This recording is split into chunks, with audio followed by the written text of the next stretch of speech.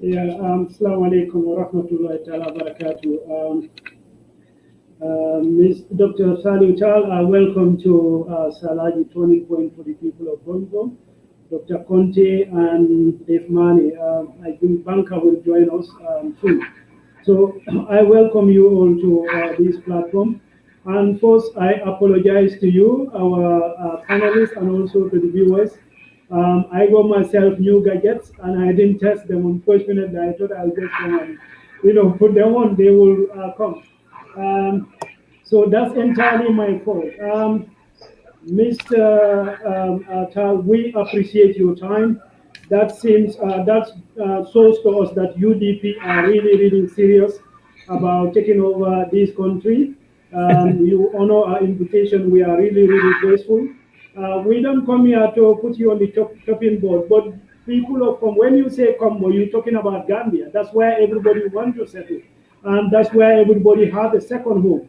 But Kombo also have indigents, people who call Kombo home. They don't have any other choice.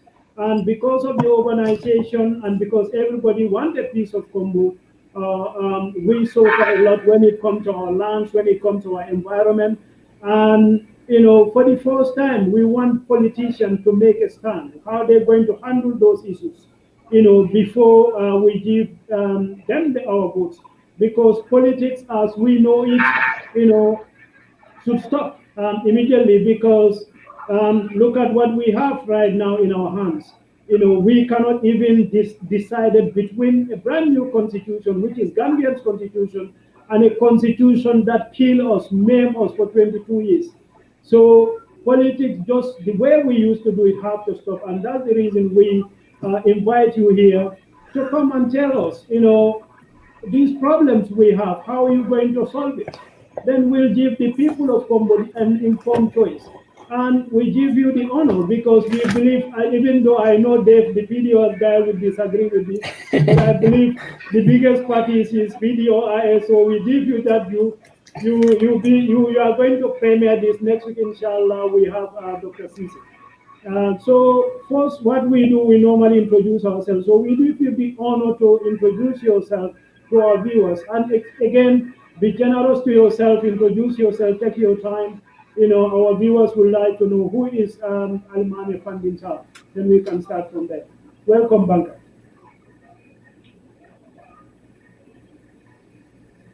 Thank you very much for the invitation. For me, it's always a great honor to have the opportunity to discuss national affairs with my compatriots. My name, like you introduced, is Almamy Fanding Taal. I was born in Banjul. Both my parents hail from Badiwudunju. And I went to school in Banjul and did my A levels at Gambia High School. I was the deputy head boy of my year. And I got a scholarship to go and study law in India. And I came back in 1997 and I worked for the Attorney General's office. I had another scholarship to do a master's degree at the University of London, the School of Oriental and African Studies. When I returned, I worked briefly also for the Ministry of Finance, the Gambia Divestiture Agency, which is now defunct. I was first their principal legal officer and then became the acting CEO. But realizing that there was no serious agenda to really privatize the public assets of the Gambia, I decided to resign and set up a consulting firm called Real Time Consulting. Whilst there, I was appointed as a judge of the High Court, where also I served very briefly for a year. And I was removed by the former regime. So I returned back to that consulting practice. After that, also, I was engaged by the Gambia Chamber of Commerce and Industry as their chief executive officer. I served there also for 2 years. Since then, I have been a lecturer at the university, in fact, a founding lecturer at the University Law Faculty of the Gambia. One of my claims to fame is that the current Attorney General was one of my students in the first batch of the law faculty. I am married, I have children, and I live in Kombo myself. I live in Kosovo.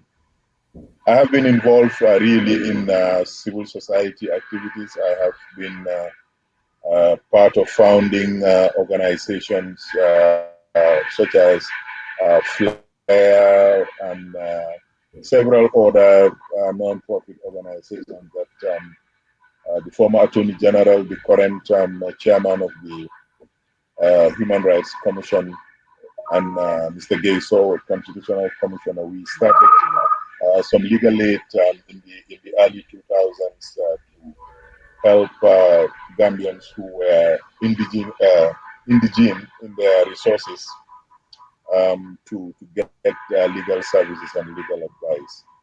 I have been involved in environmental protection activities. I have been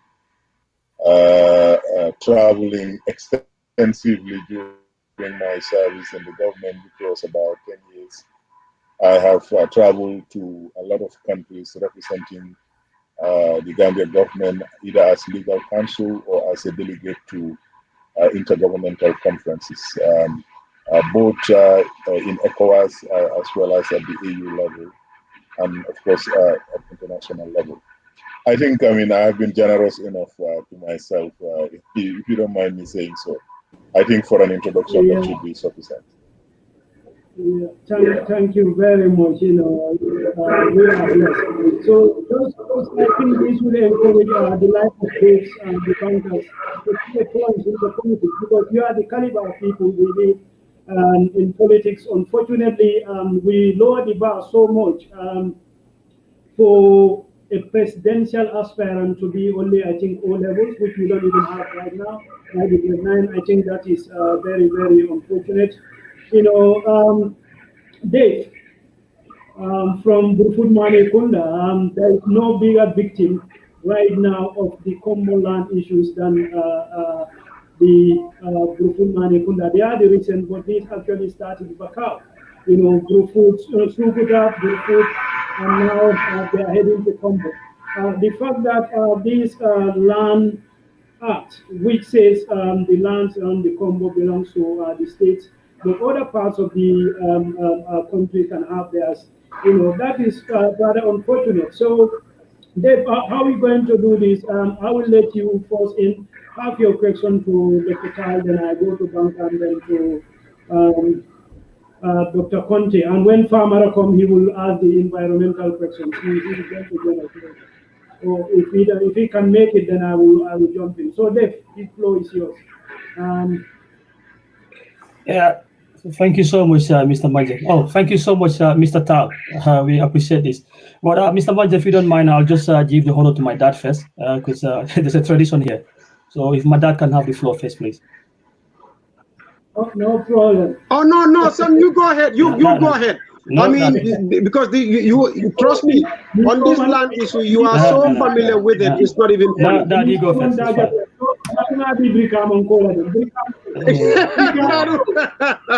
Okay. No, but okay. No, it's okay. I'll go. I just wanted to make sure that, because Son is very familiar with this land issue more than I am, by the way. Almamy, thank you so much for joining us here today. We really appreciate you for taking your time away from your busy schedule to come and have a conversation with us. We do this every week. So we are happy to have you. Now, Mr. Taal, when it comes to this land issue in Kombo, you are a lawyer, and I'm sure, you are familiar with the issues as far as how this thing has been a major problem in that whole entire Kombo area. But since this discussion is going to be about UDP's position on this, I want you to articulate for us what UDP as a political party, now, not Almamy, I know you probably have your own opinion on it already, But UDP as a political party, what is the party's position? These are the issues like, for instance, I'll give you one perfect example. In Brufut, you have lands that were pretty much taken away, built on by real estate companies. Lands that, if you go back and look at it, because narrative now I'm hearing from that side is that, well, they sold the land to us, you know. But then when you go back and look at how the land transaction took place, this was during Jaya's time, you can, to a very, I mean, by every definition, call it coercion and duress.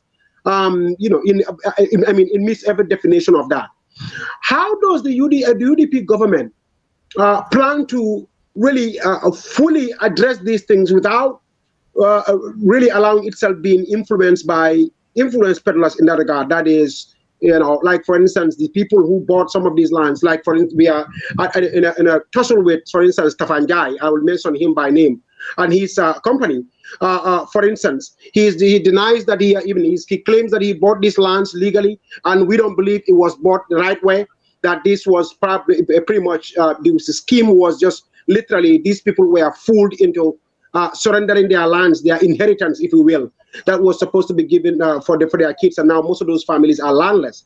What does a UDP government, for instance, plan? Would you guys deal with that situation there? For instance, the Tafanjai situation, as we have it. Thank you very much, Banka, for the kind words of encouragement.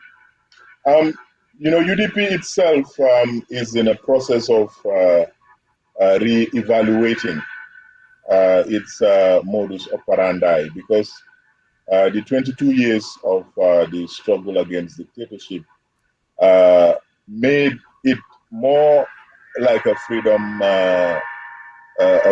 movement fighting for the freedom of the Gambia. Since I joined the party in 2017, we have started discussing substantive economic models and plans.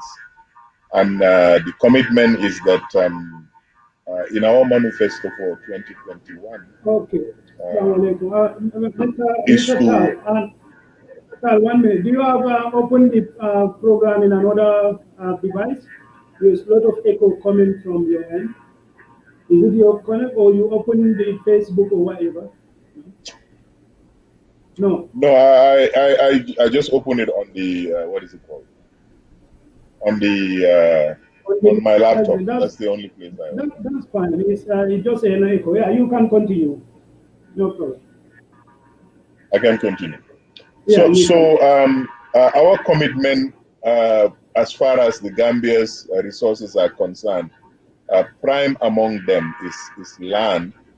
We realize it's so finite and it is so scarce that if we do not look at it as a strategic asset, because you all know that on the mainland of the African continent, Gambia is the smallest country. I'm getting some static from that end. Is everything okay? Yeah. Are you hearing me? Yeah, we are hearing you. Yeah, it's just that the network. I think it's problem with the network.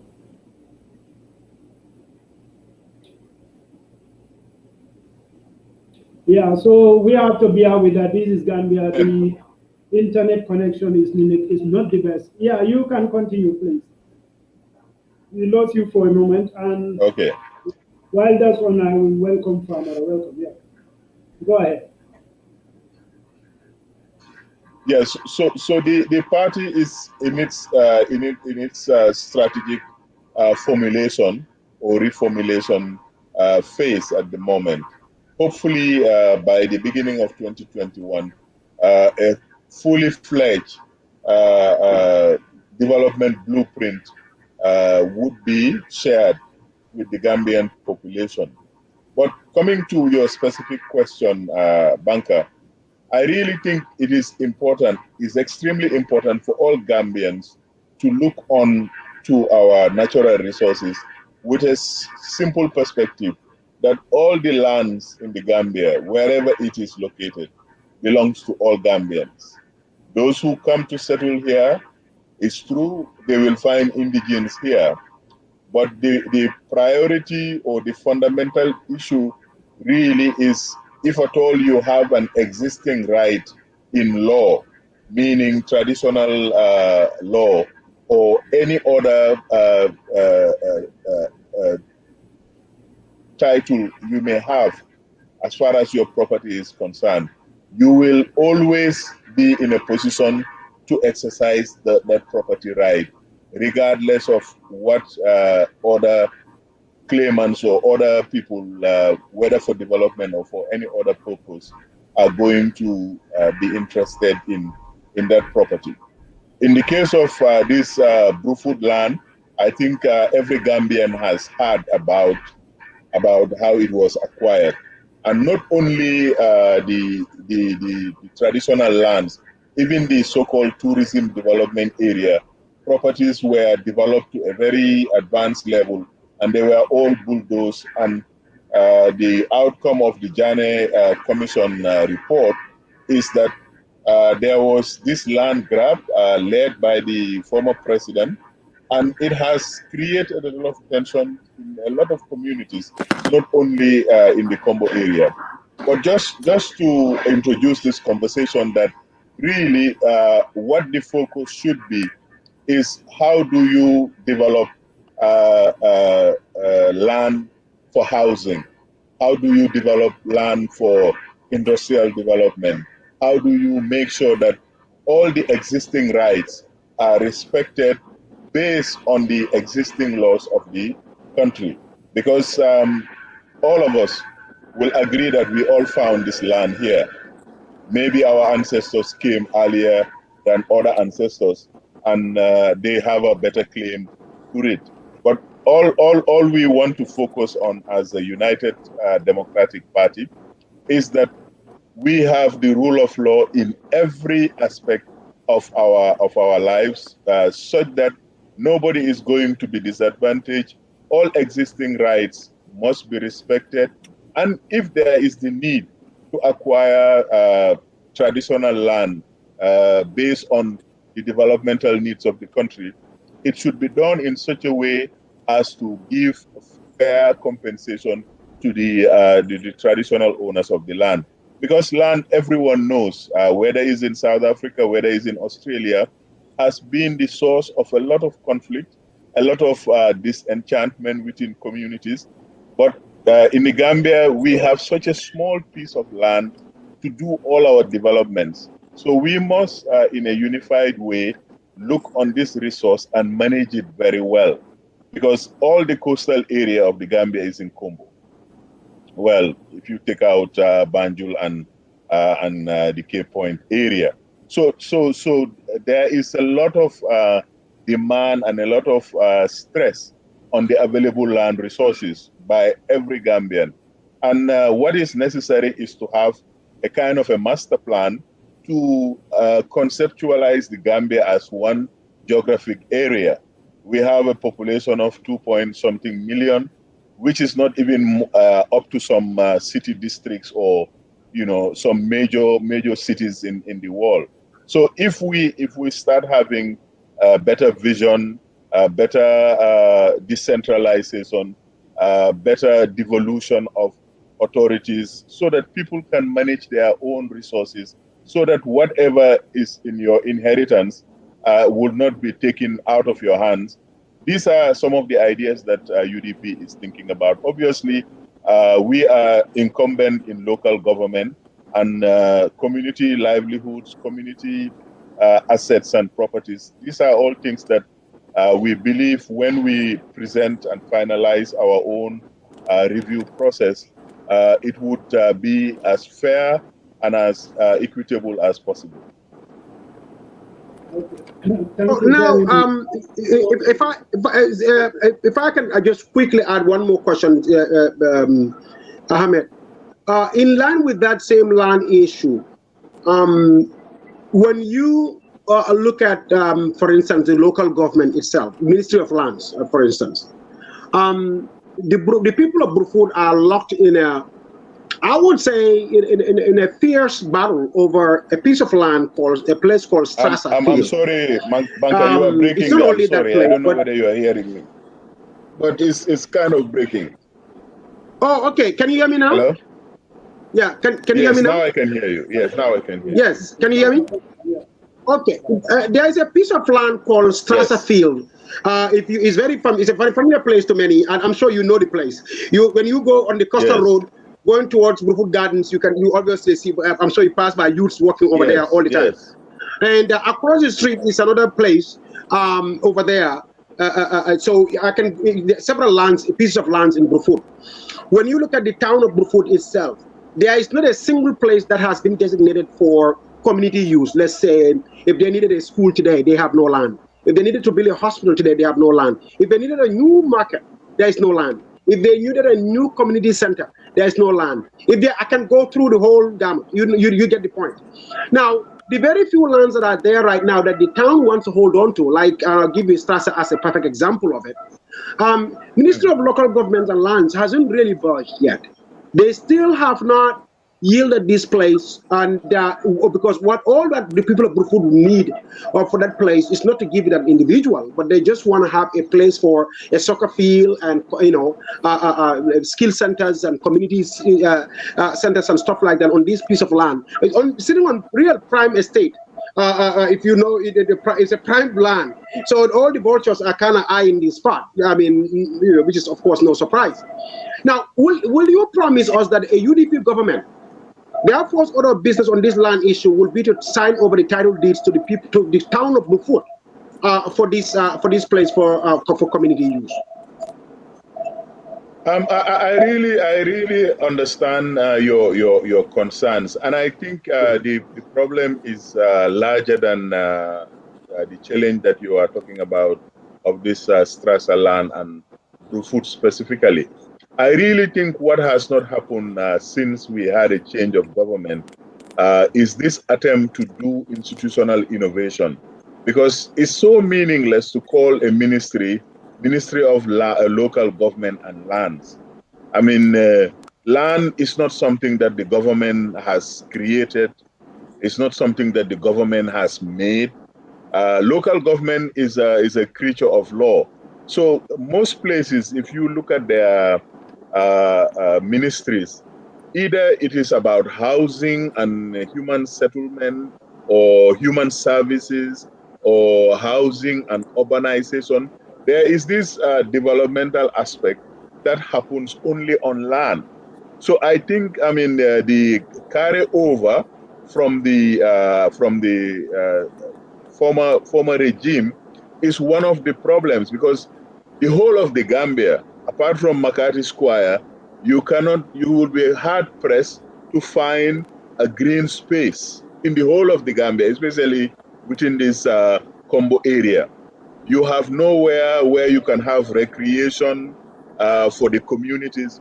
So this is a larger planning function that, like I was telling you, we have specialists, because if you want to modernize your governance architecture, there needs to be a very clear relationship.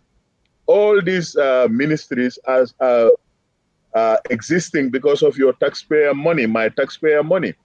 Government is in the business of managing our resources, but it should manage it in a creative way so that the community has a benefit in return. Government itself should be adding value to our lives. So unfortunately, in the current Gambian dispensation, what you have, they call these real estate agents. I don't think they are real estate agents, because they usually will just tell you that, oh, there is a service plot, it's 20 by 20, it's 30 by this, and that is it. I mean, the attending amenities and the utilities that can make the quality of life interesting is not there.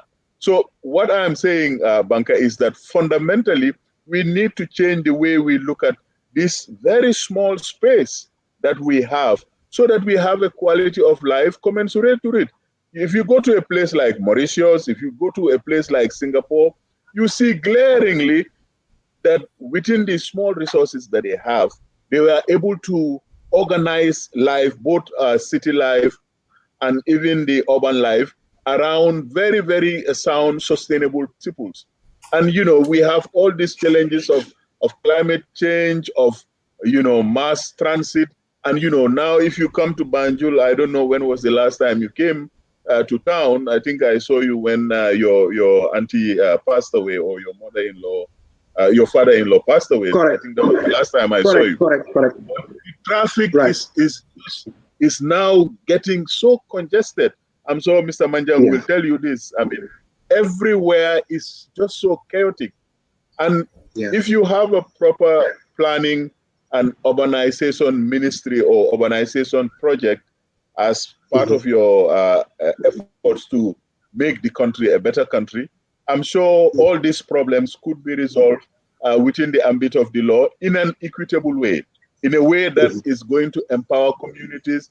It is going to encourage livelihoods, because keeping environment clean is the job of somebody. Maybe he doesn't have any other skills, but they could be planting and cutting down trees and making sure that weeds don't grow, things that could encourage the livelihoods of communities that have not had the opportunities that some of us have had to get university education or other professional training. So I think for us, this process is going to be consultative, is going to be empowering communities. We believe that decentralization is the best way to bring development, because every community has its peculiar and unique requirements. Based on that, they would be in the best position to tell you, this is what we want here. We want a community hall here. We want somewhere where our children can play football. We want this place to be a kind of a walk trail or something of that nature. So these are the ideas we are trying to convert into policy outcomes. And as a party, we are very democratic. We have a very broad canvas. Everybody is bringing in it, but most of our effort is focused on competence, on professionalism, on giving people responsibilities that they are able to deliver on. Good. That's great. That's clear enough. Yeah, thank you very much, Dave. I think you understand why I want Banka to come last. So, but I go to the become Dr. Conteh. He tried to answer Banka as much as possible. I think that raised other questions. So, what have you taken? You've been taking a lot of notes. Yes, I want to welcome Mr. Almamy Taal. I'm Dr. Lamine Conteh. I was born in Hiram Berending, and my father was from Faraba Bantu. And I want to make a point of correction to you that Cape Point, Bakau is part of Kombo, and it used to be called Kombo St. Mary. For far too long, we, the people of Kombo, have been taken advantage of, starting in 1962, when Sadauda ran against the late Bakar Kai Jaba of Kombo, Manduar. And in fact, in his own native village, when he stood up at the campaign, someone pulled a chair. He wanted to sit down, he failed. And again, Sadauda ran against Mr. Silla Bojan, a Kombonka. We voted for, our people voted for Sadauda. In a sense that Kombo East and Kombo Central was part of one constituency, of which Sadauda was member of parliament and also prime minister. For 32 years, Sadauda's government never had a single Kombonka as minister of local government and lands. I bet if we had that, we probably wouldn't have been in this problem. The question is, was that a coincidence or total neglect? You can say any kind of negative stuff about Yaya Jammeh. When Drammeh was in power, he appointed my fellow town person, Mr. Malafi Jaju, as Minister of Local Government and Lands. He appointed Simon Tambo as Minister of Local Government and Lands. From where? From Fonyi. Mr. Sambu as Minister of Local Government and Lands from Dar es Salaam Kombo Central. And he also appointed Bajo as Minister of Local Government from Gunjur. You all were a part of the coalition, and I have been supporting UDP since 1996, and I contributed immensely. But we Kombongas cannot be taken for granted. We cannot be followers anymore. Sons and daughters have spoken, and we will continue to speak. I looked at UDP's 2016 to 2021 manifesto. It doesn't have anything with respect to land tenure system. We Kombongas are not going to sit and wait until UDP becomes a government to accept your promises. We want clear definition, clear information that the land tenure system in Kombo, because let's go back on the side of this government. See, I was a NCP supporter, I'm still NCP. In 1991, Sadauda's minister stood up and said all lands in Kombo belong to the government, meaning that Kombo St. Mary, Kombo North, Kombo South, Kombo Central, and Kombo East. It was my fellow, a family member, Honorable Lamine Kitty Jabang, who said not in Kombo East. And that was how we in Kombo East were not included in the urbanization of land grabbing. Mr. Taal, you have an opportunity of going to settle in Gunjur, Badibu, and claim your ancestral land. But our people's lands have been taken away from them. So what we are saying here, Priest, I have always been asking about Mr. Almamy Taal, because I felt that you as a person, we can engage you in a very prudent political discussion. There is no time for this fasaro, politics of intimidation. I believe in coexistence. But again, I know that you cannot give us a promise today, but for us who are totally independent, we're going to make it evident to the Kombo people that we are not going to be taken for granted, that we want a policy statement by UDP, that the land grabbing that is going on in the Gambia, particularly in Kombo, should stop. And again, I looked at, I don't know whether you are familiar with the land report by lawyer Ami Bensouda, where he indicated, that the Gambia has 10,690 kilometers square of land. And out of that, 5,580 square miles is arable. This report was made, I believe, if I'm not mistaken, around 2010. I would like to know, since the report, the arable land that we have in the Gambia, whether in fact we still have 5,580. Honorable Ousainou Darboe, when he was vice president, he elaborated on the fact that Gambia is going to face food insecurity. You see, we in Kombo, I grew up in Farabanta. I went to school at St. Augustine's, and I see most of you are Gambia High students, and we call you all the other school. That's just a joke.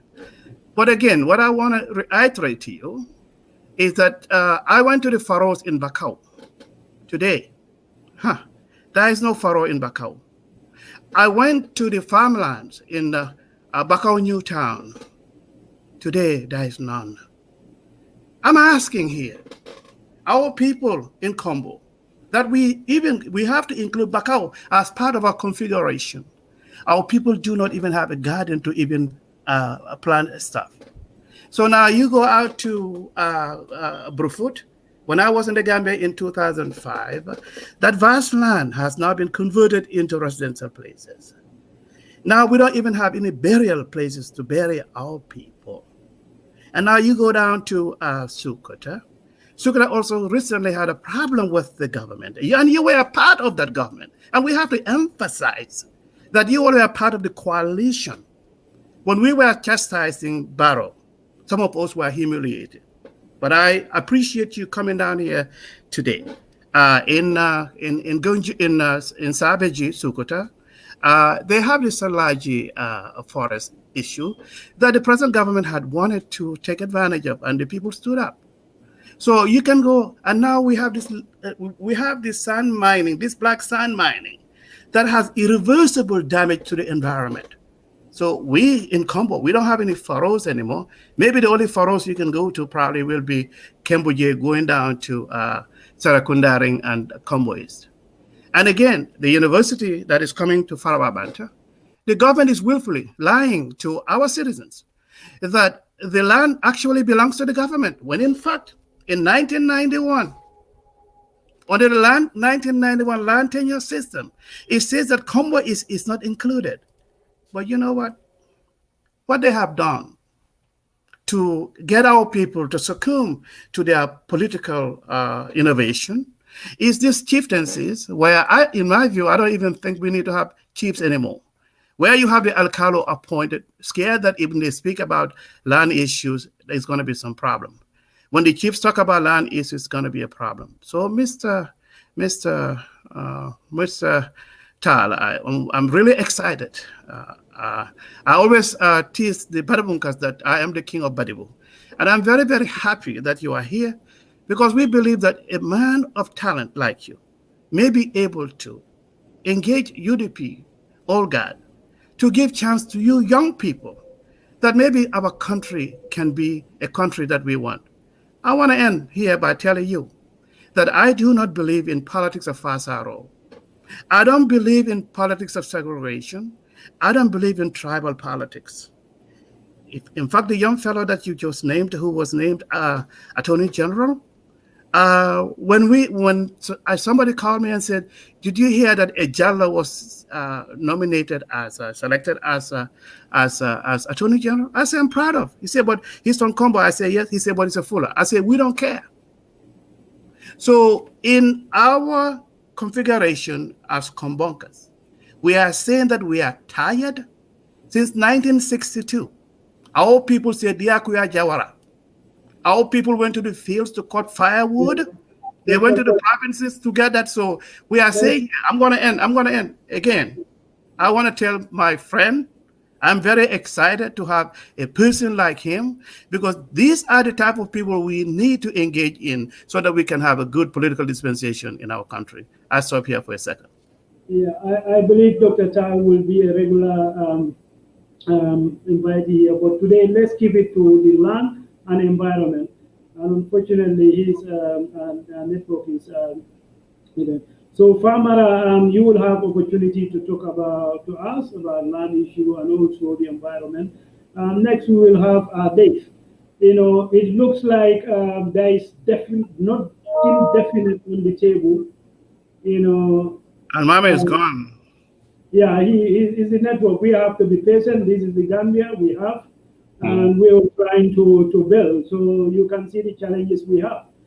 Dave, it looks like, if we have the like of Dr. Almamy Taal, they understand the problem, and, the willingness is there. So it's just a question of engaging them, because if you don't engage the people who are affected, you might not be able to solve the problem. So Dave, we can, what do you think? What do you expect? If we should have a UDP government, what do you expect from them? Before Dr. Taal came out. I think Mr. Taal is back, actually. Hold on. Okay, Mr. Taal, sorry. Mr. Taal, can you hear me? Wow.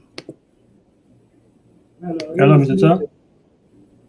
His microphone is muted. Okay. It's still okay. Muted. Can you? Yeah. Okay. Mr. Taal, thank you very much for coming back. We all understand Gambia, the network is not the best, so we have to be patient. That was a little bit long, but you can see, as he said, he's excited, and we are all excited. And again, I'm going to tease Dave here. The biggest party representative is here, so we're going to put you on the chopping block. You hear these grievances, the problem, the challenges we have. What's your response to Dr. Conteh? Should I speak, or is that for Mr. Taal? Mr. Taal, for Mr. Taal. Okay. I didn't get the tail end of it, but I just wanted to comment a little bit on what Dr. Conteh has said. For me, how I look at politics is that we need all the progressive forces in our country to combine to really get lasting solutions. As the whole world is developing, so should we. Our neighbors in Senegal, especially South Senegal, we have not managed to build a meaningful relationship because Kombo is predominantly neighboring southern Senegal. But just to say one or two things about heritage, I think almost all the Kiankas, came and they settled, around Kombo. I mean, all the Bolonkononkos also came and settled around Kombo. Of course, the native sons and daughters of Kombo, we know them.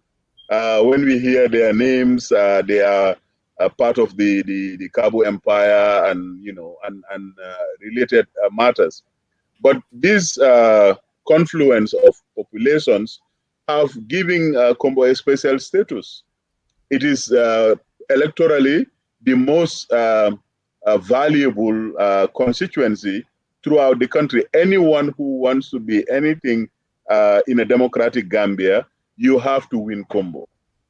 So Kombo is as it were, is at the center of all our yearnings. We understand the new political configurations that are coming. All of them want to be identified as having their birthplace in Kombo. The former Vice President, Honorable Bagari Dabo, claims on the birthday of his Gambia for All party that the party is being christened, or the name of the party is being announced in Brikama. So that cosmopolitan mix, if you have it, I think we should all try and focus on win-win arrangements. Because if we do not do that and we want to consider it as a zero-sum game of us Kombonkas against the Gambians, I think politically that could become rather complicated in meeting our developmental aspirations.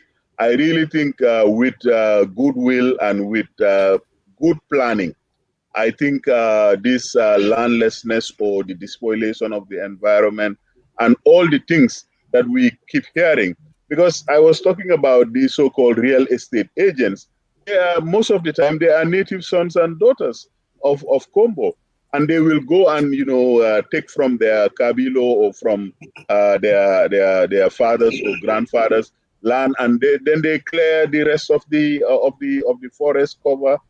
And all of these things are happening in a rather haphazard way. Whether it's this Bruford Heights, Bruford Gardens development, I really think a proper policy, an all-embracing, all-inclusive policy of making Gambia a better country for all Gambians, starting with the native sons and daughters of the areas where these natural resources are found. I really think that our marine resources need serious review, how they are managed and how they are exploited. So really, I think Dr. Conteh, I know your brother. We were schoolmates. That's Bakari. I hope I'm getting it right. Bakari Conteh that's in my son. Seattle now. Is your brother, isn't he? No, he's not. He's my nephew. It's your son. Okay. Okay. But I'm just saying that to continue this conversation, as a political party, we are in this churning process. We really are open to ideas. We are open to a way forward that brings the Gambians together, regardless of where you come from. Of course, I am not going to be promising a UDP government will do A, B. When that time comes, it will be reflected in our manifesto, and we will ask all Gambians, including all the citizens of Kombo, to hold us to that test. Because if we don't change the way we are managing our natural resources, not even a generation, it will all be frittered away the economy of the country is hijacked by non-Gambians, and they are here based on the law. So I have been talking about law reform since I joined the UDP. I have been saying that we need a legislative agenda that will empower Gambians wherever they are. And obviously that means that if you are in Kombo and you have resources that are inherited or that were given to you by your ancestry, it is extremely important. It is extremely important that laws are there to protect communities so that they are not dispossessed of their heritage. I mean, I really believe that, and I believe in decentralization. I believe in devolution, because people know what is it that they want to do with their resources. Once you make sure that they are protected, once you make sure that they are empowered, it can bring about a transformation of our country that we all desire. So I really would like to have a repeat of the question, Mr. Manjang, that you were asking, because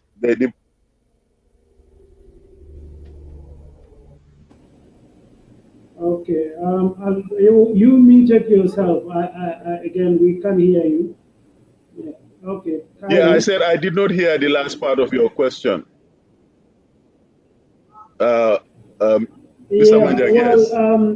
I think we will leave it there for now. While what I want Dave to come in and clarify, because you mentioned something that you don't want the Kombonkers to feel Kombonkers, but the rest of the country. I think from the start we made this very clearly. That's an important point.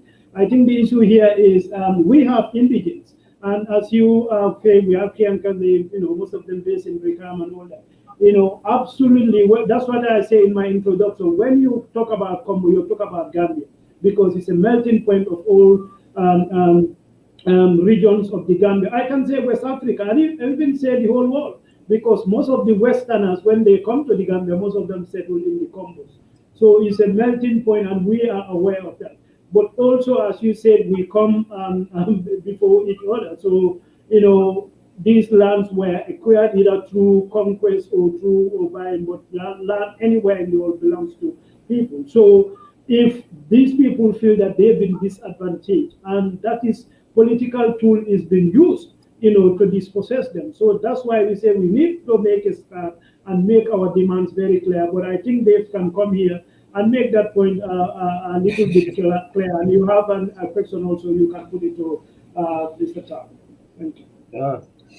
Thank you so much, Mr. Manjang. Oh, Mr. Fab, thank you. We're very honored to have you here. My dad, thank you so much. Dr. Conteh, thank you, everybody, and to our listeners and people watching us. Mr. Taal, I'm a bit concerned. I mean, your first introduction, obviously, when you introduce yourself, your biography, but then before you even stated the position of UDP, your first utterances was very worrying to me. Because the argument that land belongs to everybody in the Gambia, I think that's very, very, very problematic. If the land belongs to everybody in the Gambia, then every land should be nationalized. But what we have, and my dad mentioned this, and everybody knows this already. You have a section, one community of the country whose ancestral land, their inheritance has been declared as state land. So that was very, very problematic for me, really. It concerned me. If we have a community, if Gambia was a communist country, or even like a socialist country, everything belongs to everybody, then that would be fine. But that's not the case. The matter is, the reality is that people own their land, and it's one of the most valuable assets you can ever have. So if somebody can just nonchalantly say that, oh, every land in the Gambia belongs to everybody, I think that's very, very problematic, really. I think that's one point I actually wanted to counter very, very strongly. I think UDP need to go back to the drawing board, because that's unacceptable. That's unacceptable. When Banka, my dad brought an example of an estate developer in Bushfoot, he didn't answer that question at all. But then again, the argument was based on we have tiny resources, a small country, this belongs to everybody. Yes, if you go back to it, everybody, somebody came before, but this land was here before. It's not a very, very good answer, really. I'm very, very saddened I'm very saddened to listen to somebody from the UDP come here with that position, really, because there's so many things that are fundamentally wrong with that position. And then we're not here to castigate, and we're not here to use language that will upset anybody. But I think it's actually not a very honest position to say that every land in the Gambia belongs to everybody. Everybody should go wherever you want to go. But then again, a few sentences later, you mentioned that people in I'm not hearing places. anything there. I don't know. Is that the same? You can hear? Yeah, we can hear. I don't know what's going on. Still, can you hear me? Yeah, I can hear you. Now I can hear. Yes, now I can hear. Yeah, okay, Dave. I can hear Dave. I mean, I can hear him. So I can also hear him clearly. So maybe Mr. Taal, can you hear me now? Hello? So I can hear you. I can hear you. Yes. Yeah, okay. You can. So Dave, All right. if you can repeat that point, because that's very important what you are saying. Yeah, thank you so much. Can you hear me now? If you just do thumbs up, No, that's I fine. heard most of what he said. Yeah. I mean, I heard most of what Mr. Manneh has said, but I hope I was also clear. I said that for us as a political party, just give me one second. Let him land. Okay. Let him land, Mr. Taal. Then you can comment. Let him land. Okay. Can I go, or can Mr. Taal continue? No, Dave, continue, please. Okay, Mr. Taal, sorry for interrupting you, sir. Thank you so sorry to interrupt you. Yes, I was. My next point was going to be this the State Lands Act. The State Lands Act is very, very discriminatory. It's applied only to us. So again, it goes back to this argument of that the land belongs to everybody. Again, my argument to people is this: look, if every land in the Gambia belongs to everybody, or it belongs to the state, then we don't have a problem. But we have one community whose lands have been nationalized, while the rest of the people are allowed to keep theirs. So this argument of that the land belongs to everybody, I think we need to actually move away from it, because I don't think it's actually based on honesty. Yeah. And when my dad mentioned Mustafa Njai, and again, this argument is like the land belongs to everybody. Again, we know that's not true here. Because if land belongs to everybody, the community was robbed of their land, was given to an individual. So this individual become very wealthy on the back of people's inheritance. So again, where does this argument of the land belongs to everybody come from? So if that's going to be the UDP's position, I think you need to go back to the drawing board. That's unacceptable to us. We're not going to accept that. Because land is more than just like, you can be nonchalant about it. You can give your biography. You've been born in Banjul, your grandparents come from, your parents come from Badibu. Okay, we understand. But it's very nonchalant to say that, oh, everywhere in the Gambia belongs to everybody. We know that's what is not happening there. That's not true. I'm very, very actually disappointed that that's the UDP's position. That's unacceptable to us. Land is more than just landed property. It has sentimental value. It's actually one of the most valuable assets anybody can have, because you can pass it to generation after generation after generation. I give our family's example, myself and Banka. Our land is belonged to us for 10 generations. That's over 200 years. So if somebody can come in this argument that, oh, this land belongs to you for 200 years, but it belongs to everybody now. But your inheritance, or somebody from Badibu, like you said, your father probably and granddad only had a land there. That belongs to you. But that doesn't belong to me. But how can my land belong to you and the state? Wonderful. It's a crazy argument. We want to move away from that. If UDP want to be honest with us, UDP need to be honest with us. Yeah? Either the whole of Gambia belongs to everybody, we all benefit from there's a communist state or what's it called, or also socialist state, fine. But you cannot just take the most expensive real estate in the Gambia, declare it as a state land, and give it to a few individuals to make themselves very, very wealthy. Yeah? At the expense of communities, hundreds and thousands of people. And then a party like UDP can send a spokesperson to us to discuss with us today, which for this discussion is going to be based on mutual respect and honesty to each other. But to come here with this nonchalant attitude that this land belongs to everybody in the Gambia, we're not going to accept that. I think you need to go back to them. You go back to the drawing board and come back to us. Yeah. Thank you. Dave, thank you very much. Yeah, so Mr. Tal, I think you need to clarify that what you just mentioned earlier, nitpick on that. That's the reason you are here because, as you said, there are people who are indigents, and we have settlers. That's everywhere in the world, and that's what makes land very, very sentimental issue. Like for example, Mustafa Njai came in. He's from Banjo. Some say he's from Senegal, but overnight he become a multi-millionaire. But the Brufut people retrogress. In fact, he turned Brufut into a shanty town because he fenced them off from the breeze, from the sea breeze. So this is an issue, might be 20, 30 years behind. Nobody cares because to them, well, Allah will know. But, these educated people, they travel the world. They know what land means. And they know where they are. You don't just agree. So that's why we are calling on these political parties to come and have a conversation with us. What's going to be your position? Are you going to be like, yeah, then we'll understand? So we will decide. We take an informed decision, whichever is going to protest us. So what's your take on what Dave just said? Famara, you will come in after this about land, and the second part of this will be about environment. But you also have the opportunity to grill Mr. Tal about land. So Mr. Tal, what you just said, is that your position or that is the position of UDP? Is that what we should expect? I hope, Mr. Manjang, I can be absolutely clear. Yeah.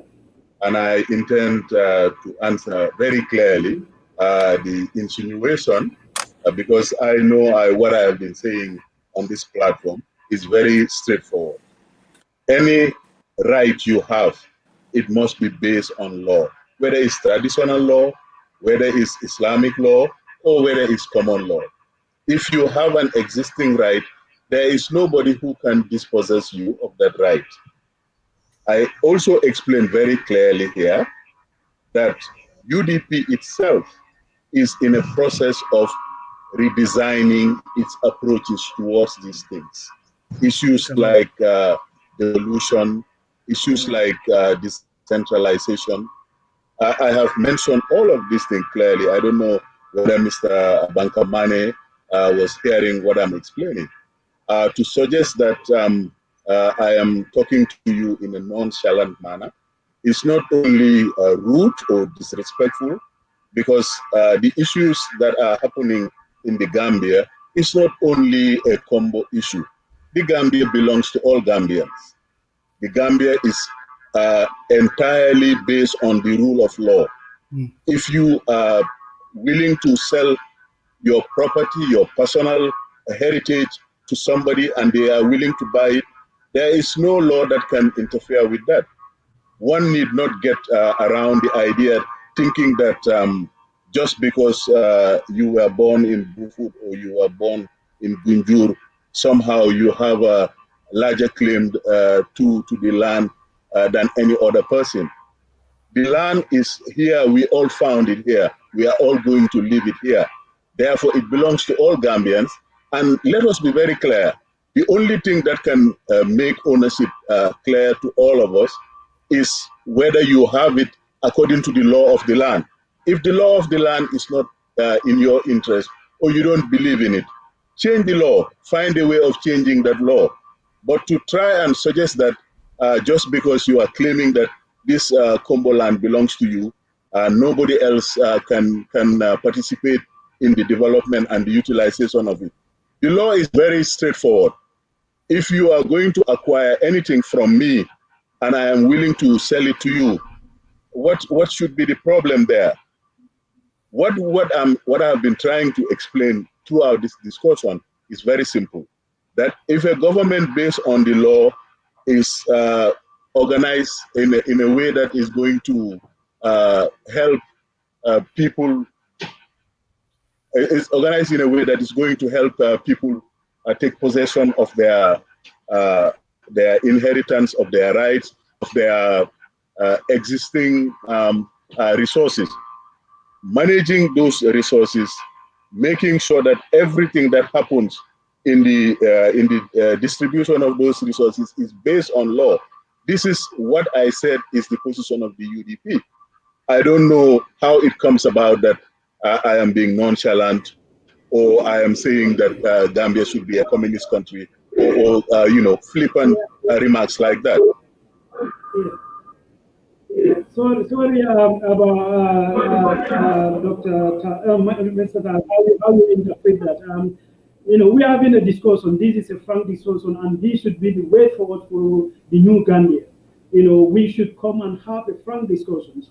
Okay, what I want to ask you, the follow on, that land, we found it here, we're going to leave it here, it belongs to everybody. So do you think it is fair for one section of the country, like one region of the country, to belongs to the state, but the rest of the country can have their lands? You think that's fair? That is no, that's not fair.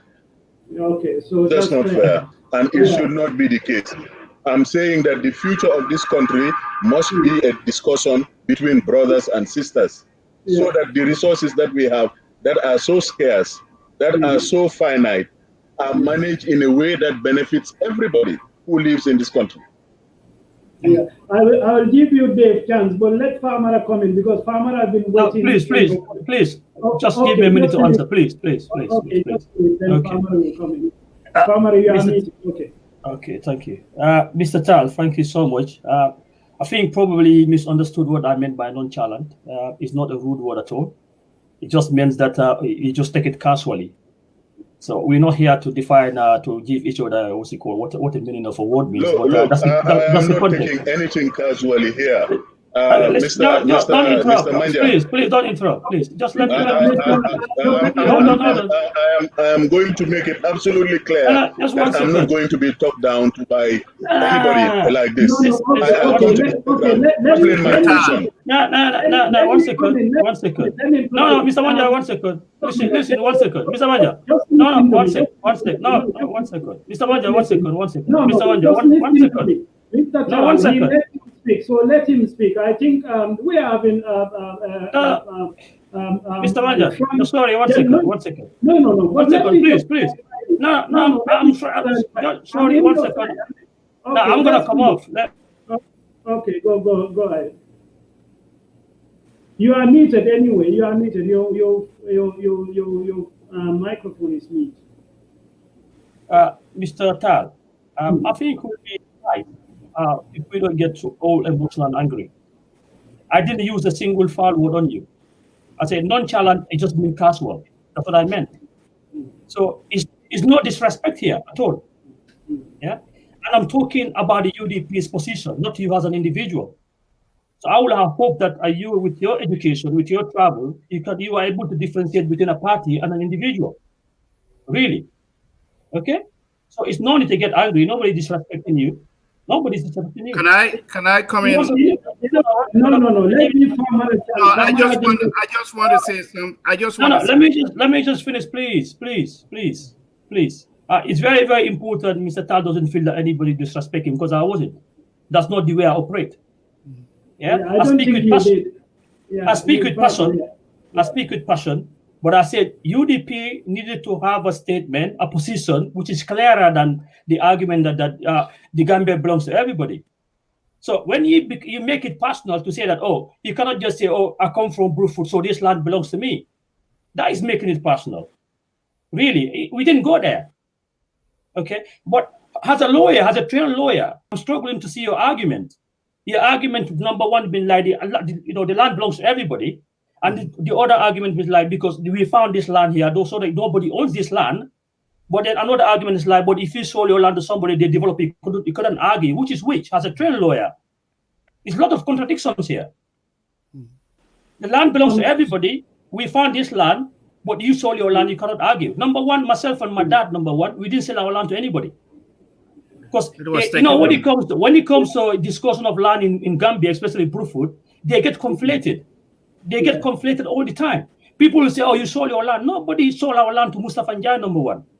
Yeah? So I want to make that categorically clear. Nobody's been disrespectful to you. So we don't even have time to be disrespectful. We are professional. Can I just take over, please? Can you just give me 20 seconds? Can you give me 20 seconds? 20 seconds. 20 seconds.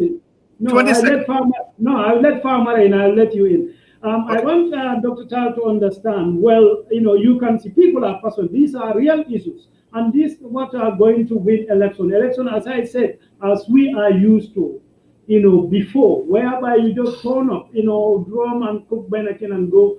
No, we're not going to allow that. We have issues to be addressed. Kombo is, as I said, is the melting point. Not only Gambians, but Europeans mainly, if they come to Gambia, most of them will find a place and settle in Kombo. So Kombo, you look at other investment, forget about land for a moment, which we can't. You look, there is no major hospital, in the entire West Coast region. In Bakau, there is no major hospital, no good road. You look at the nerve center of Kombo, which is Brikama, they don't even have a market. So these are the issues we're going to combat, and those who are ready to talk to us, which is going to get our votes. We're not setting up Kombo against the rest of the world, but the indigents are severely disadvantaged. So, Famara, you can jump in, then I will let Dr. Conteh come in. Famara, go ahead. All right, thank you, Ahmed. Sorry, I couldn't join you guys earlier on. I was understand, no problem. Driving home. But I also want to thank Almamy. Yunko, you were eating. Just be honest about it. You were eating. Yeah, you're right. You're right. I'm not going to dispute that. Yeah. Well, Mr. Taal, welcome. I met you 13 years ago when you finished your postgraduate study in the UK, and me and London Conteh just arrived. So you welcome us at Ablai's house. I remember that. So, yeah, thank you so much for joining us today. I'm not going to bother with a lot of questions because already we lost a lot of time. So I'm just going straight into the fisheries issues, which is a big issue right now in Kombo, Kombo South especially. I'm sure you are already aware of the operation of these Chinese fish meal factories in Katong, Gunjur, and Sanyang. And then obviously, we all know Gambia depends a lot on fisheries for our livelihoods. And then the operation of these fish meal factories is not sustainable at all because they are over exploiting our fisheries resources in the ocean. But at the same time, they are also polluting our coastal and marine environment, which is one of the areas that our people depend on for their livelihood. So I wasn't hearing anything. I'm sorry, I wasn't hearing anything. Oh, you weren't hearing anything? Okay. I don't know whether. Dave, can you hear? Now I can hear you. Now I can hear you. Now you can hear me. Okay.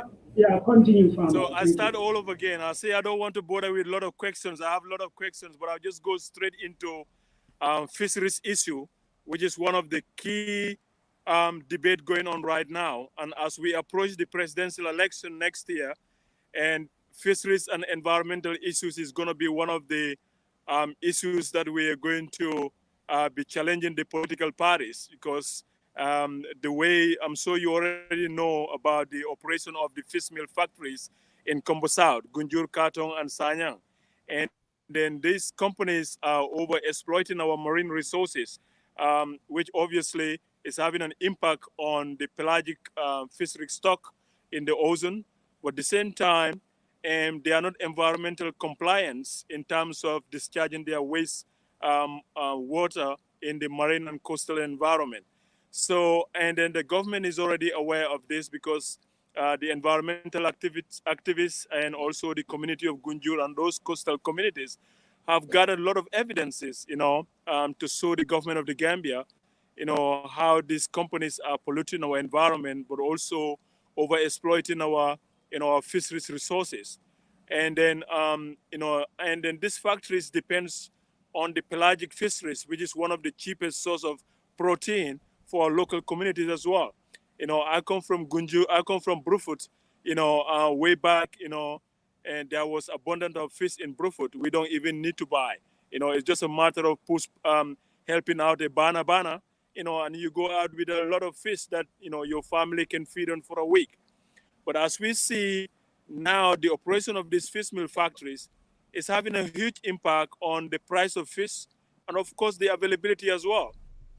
Because in the past, we used to supply even in the rural communities like Basse, Kiang, Jara, up to Badibo. the bonga fish was in high demand in those areas, and we were able to supply those communities in the rural areas. But now, these fish meal factories are over-exploiting those natural resources.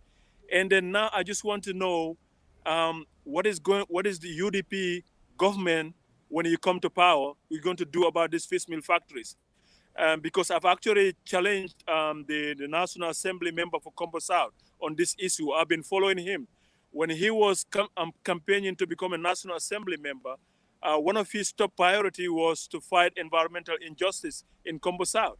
But as soon as the man came to power, I mean, he's so been quiet over all these issues happening in his backyard. He's from Gunjur, and this company is operating in Gunjur, and the whole of Kombo South is under his constituency. So why is he quiet about that? So I particularly want to know the leadership of the UDP. What are your proposed plan when you come to power? How are you going to help the coastal communities not only to build their resilience to the impact of climate change, but also, to be able to be food sufficiency in terms of fisheries? Because my mom was selling fish in Bruford with my elder sister, and through that, some of us get educated. So when I see a woman in Gunjur struggling, to compete with the Chinese buying this bonga fish, it makes me so wonder how those people are feeding their families right now, because all the fishermen are now selling their fish to the Chinese, rather than to those women who only buy maybe, a few bowls of fish to go and smoke it and resell it to Serekunda. So can the UDP government, can you tell us what the UDP's policy is going to be in terms of addressing this big issue, which is one of the, a big issue in Kombo, because our livelihood depends so much on fisheries. Now that we are struggling to feed our families, but at the same time we are facing environmental challenge, because these people are dumping their waste, untreated waste, raw waste for that matter, in the coastal environment. So I'm just wondering whether UDP has any plan, any proposed plan to deal with this situation. Yeah, Banka, thank you very much. Before Mr. Taal come back again, I think it's having network connection. Yeah, I see that. Yeah, we have to be patient. Just a small clarification. You said KKB has been quiet about the fishermen. He was not. In fact, he waged a war against the environmentalists. I think you heard his rant, during these people, during GRTS Face the Nation in 2017. And he don't stop there, because I remember Flex Dan went to ask him, but these are issues here. He categorically mentioned my name and that of Dr. Jani before he joined UDP, that we are irrelevant, we are provocating false information. So I think already we have a UDP parliamentarian, but what the UDP government will do to mitigate... Is anybody hearing me? I can't hear anybody. Yeah, we can hear you. Anyway, but have you got Famara? I can summarize what he said for you to comment on that. That we have issues with fish meal factories in the Kombos. What do you think UDP government will do, to stop that issue? Can you hear me?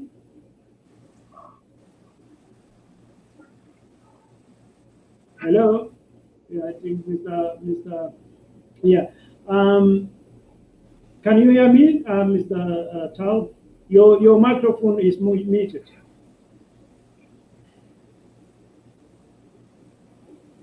Mr. Taal, can you hear me? Okay, he's gone. But one of the commentators, Ibrahim Ajane from the UK, is asking, is Mr. Taal speaking on his own behalf or on behalf of UDP? And this guy, Usman Toure, when Dave, you want to ask to this guy, he said, Dave, go and ask Yaya Jammeh why he give land to TAF. It's nothing to do with UDP as a party question. It's very irresponsible and rude. Just like, I think this is the problem with most UDP folks. They can't have an intelligent conversation. And this is what we are trying to foster. And that's what, New Gambia should all be about. Welcome back again, Mr. Taal. Can I repeat, Dave, can I summarize what Famara just said? Can you hear me now? Yes, I can hear you. Okay, what Famara said is that we have a UDP parliamentarian in Kombo South, and that's where most of these environmental challenges are happening. Sand mining, but mainly the fish mill factories. What do you think, or what is the position of UDP? Should we have a UDP government in 2021? What are they going to do to mitigate those situations? He's gone again. So, Dave, you want to respond to that, Usman Ture? Well, yeah, Usman Ture, it's nothing personal there. Yes, definitely. Yeah, we just speak to we went to court with the yeah, no more like a but yeah, Jamalta, Mota, Moluatije. And the Kebal Booty, I do the Paje, Barma back, Mustafa Jaffa Bolorinje. So, more of it's nothing personal against the UDP, by the way. And at the same time, I think Mr. Tal came here as a UDP, representing UDP, not as an individual. So my question, when I say nonchalant, it's actually within a rude word. It just says that it casually, that's all. I wouldn't be here wasting my time to be rude to somebody I don't know. Anyway, we don't operate that way. Yeah, we get very passionate about what's happening in Kombo, but this is nothing personal, Mr. Turayamo. So I wasn't even rude to him or UDP. I just basically telling him that he, as a lawyer, actually as a trained lawyer, but he's representing a party here. So his individual position doesn't matter. But if he come here as a spokesperson for the party, so I wanted his position to be of that of the party. But the party is saying that, the land belongs to everybody. And then, on top of that, we have this mixture of conflation of individuals sell their land. But so it's very confusing for me. Mr. Manjang, can I answer the question you just asked from Mr. Drammeh? Yeah, so go ahead. Yeah, go ahead. Can you hear me? Yeah, yes. We can hear you. Yeah, we can hear you. Okay. Yes, no, I was just saying that the fact of the matter is that we have inherited a set of laws that have managed to give the not either natives of the Gambia or natives of the coastal area that we have. We have a very short coastal line. To have these Chinese factories there, they are there because they have been issued licenses by the government.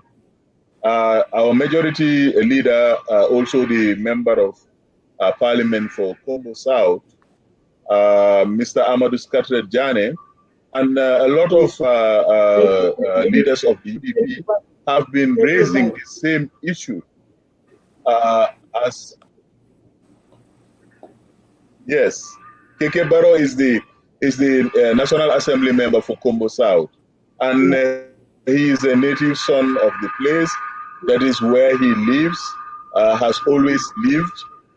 So the laws that give these Chinese permission to build their factories, to do whatever it is that they are doing harmfully to our environment, are still the laws of Gambia. For the UDP, our starting... Okay, we lost Dr. Taal again. MC Chan, just the comments. Interesting program, Father Makoga. Thank you very much for that encouragement. MC Cham said, we are the Kombo people stand on, what are the Kombo people stand on environmental issues? They must lay down the foundation for the political parties' policies to reflect on. That's what this conversation is all about. We don't intend to put anybody on the spot. We just have to have a genuine conversation because these are issues. And in progressive nations, these things are debated on. Then you made an informed choice. It's not about putting anybody on the spot or disrespecting anybody. And this is how we're going to go. We're going to stay here. Next week, inshallah, we'll have Dr. Cisse here to come and speak in his party. What are the plans they have? Then the people of Kombo will choose what they want to go. Do they want to stay in what they're having? Do they want them people to continue to plunder their land and pillage and give it to individual businesses, or they want a change. That's entirely up to them. So, Dr. Conteh, you want to speak before that? Sorry about that. Yeah, it's a review process. Okay, he's back in again. So you may go. No, let to Mr. Taal because he's problem with Ahmed, yeah. I will have to run because I had a private engagement at 3:30. Actually, the program was going to end at 3:30, which is already 3:30 here. So I had put together a private engagement, but I will definitely catch up with you guys later. No problem. Thank you. Yeah, Mr. Taal, you can continue and learn on your answer to Famara because that is very important.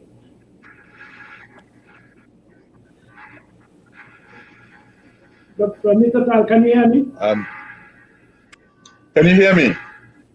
Yes, we can hear you clearly. Yes, I can hear you. Yeah, so you can learn. I will let you learn. Before we close this program, I will let Dr. continue.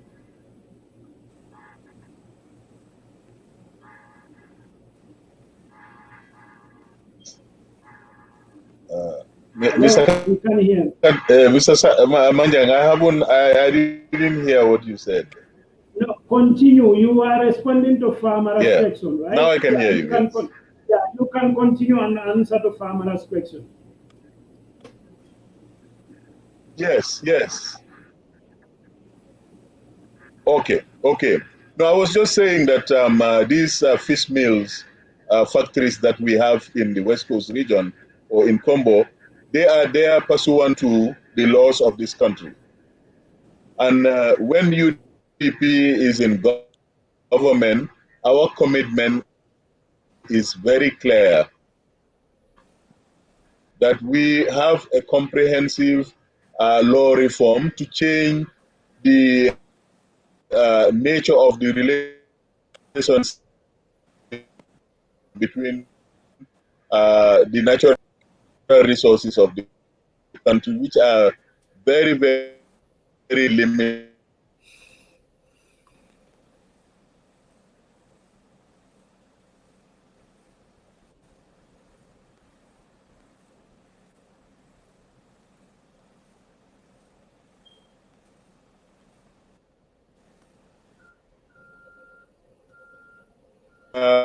There is all this atmosphere of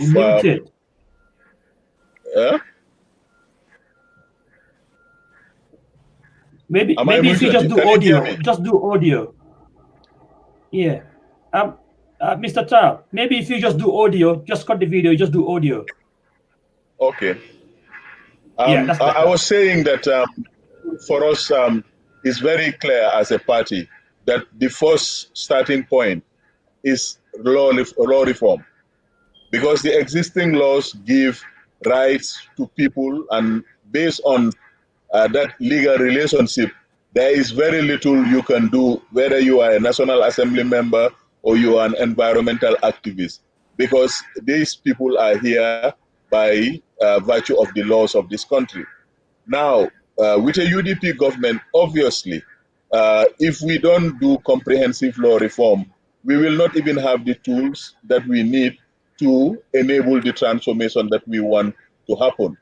So my answer to Mr. Drammeh is that these are concerns that I think every Gambian shared. The other day we saw some activity around Denton Bridge. The human rights, chairman of the Human Rights Commission was complaining about the presence of Chinese vessels all the way up to Denton Bridge. So the management of the resources of this country is based on law, and we are committed to the rule of law, but a rule of law that has laws that are just, effective, and are transformational, and they are also empowering. For us, that is our starting point.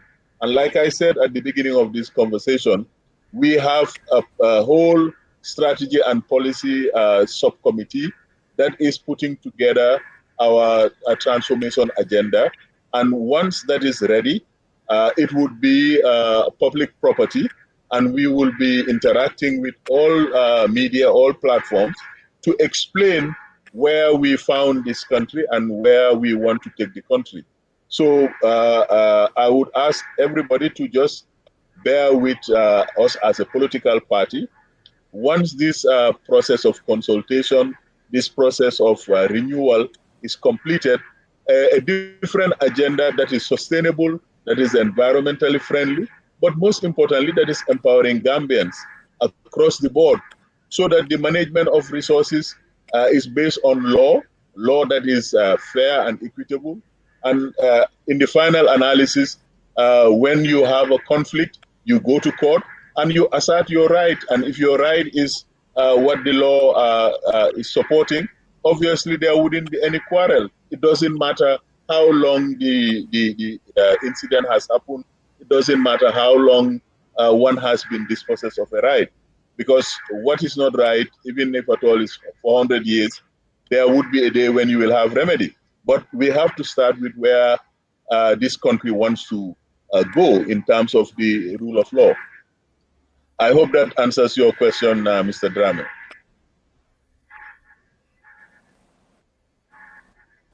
Yeah. So basically, you're saying you need to do some reforms on the natural resource management policy so that you can come with a better one. So okay.